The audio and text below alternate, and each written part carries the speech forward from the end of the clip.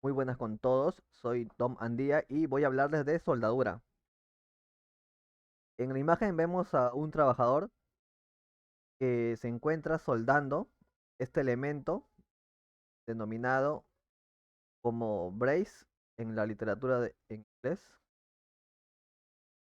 diagonal en español o reostra. Se está soldando para unirlo a esta plancha mediante soldadura de filete, así, ambos lados. Estas perforaciones y este perno es únicamente por montaje, porque la conexión es soldada. Tenemos que saber dos conceptos.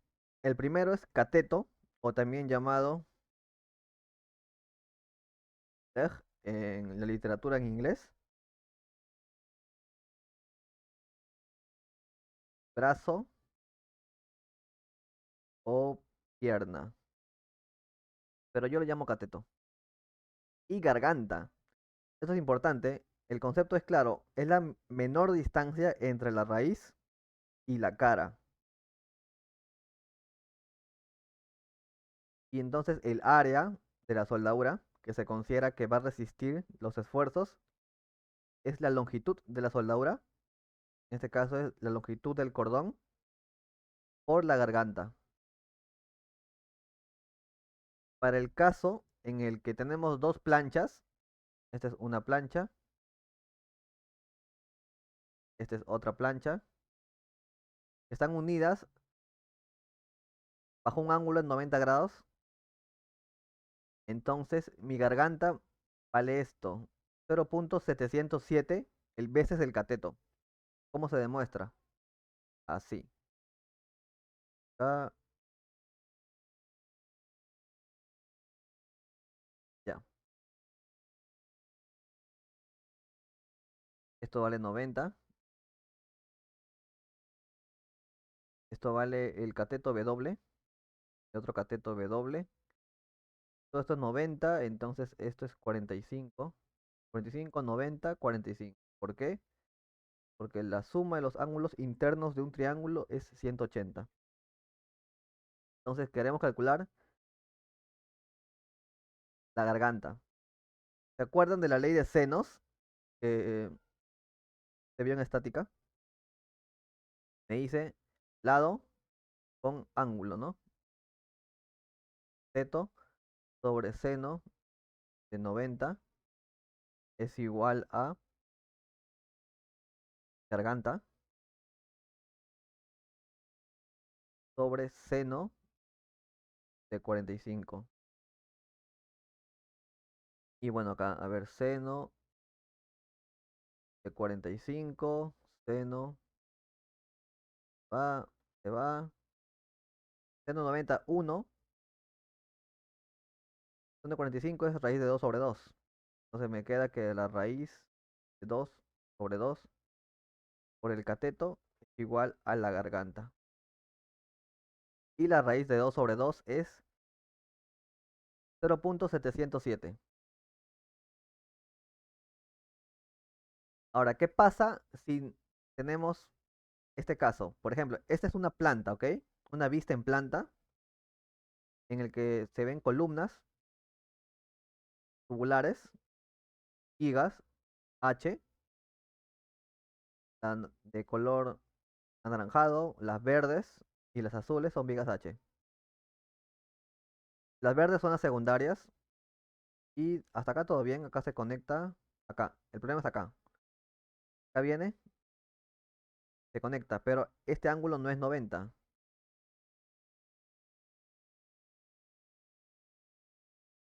Acá tampoco. Este ángulo es diferente en 90. Y acá también.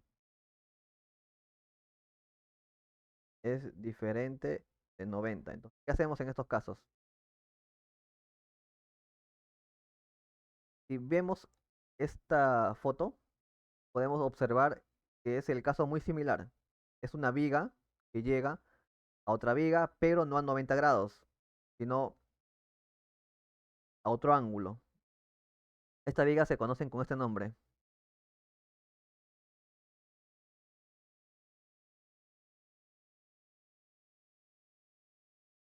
En inglés, claro. Eso no sé cómo se pronuncia. Sería skewed beams. Bueno, entonces cuando tenemos diferentes ángulos, tenemos que usar esta expresión para calcular la garganta. La garganta es igual al cateto multiplicado por el coseno de la mitad del ángulo. Entonces, cuando nuestro ángulo es mayor que 60, eh, aplicamos la expresión nada más. Pero cuando es menor que 60, la garganta se le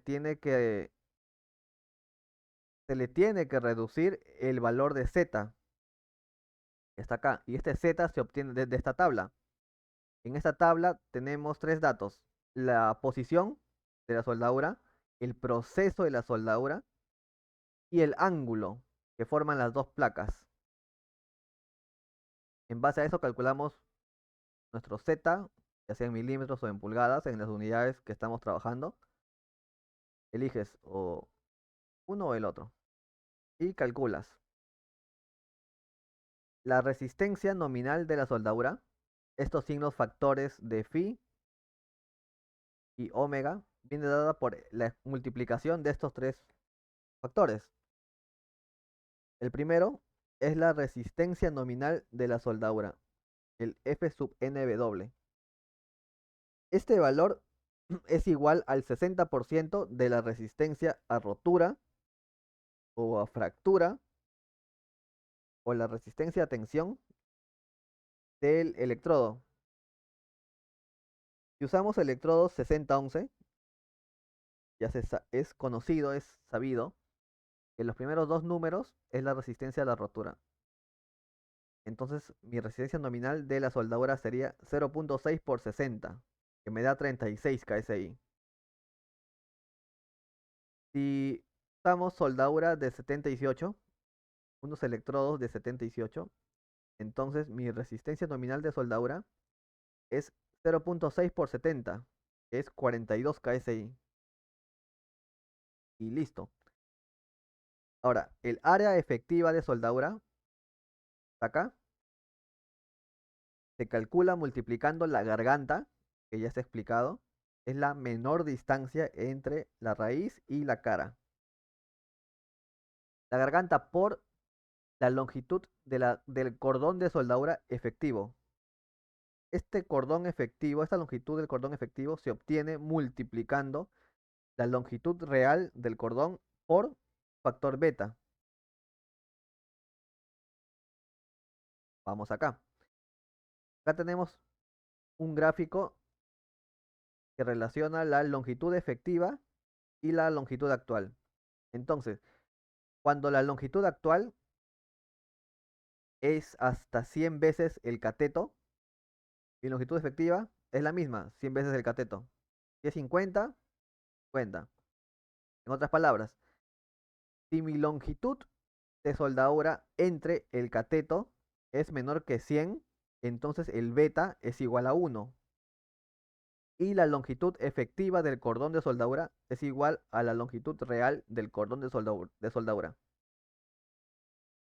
Si esta relación es mayor que 100, pero menor o igual que 300, entonces el beta se define con esta expresión, que debe ser menor que 1.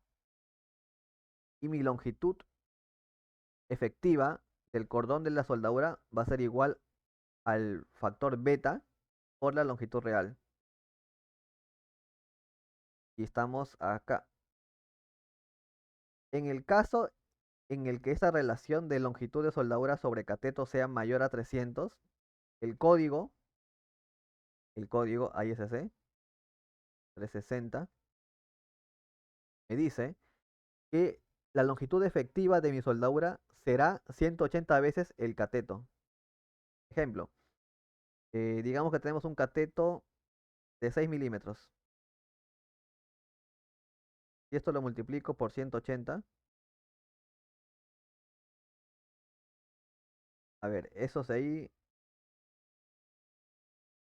me da 1080.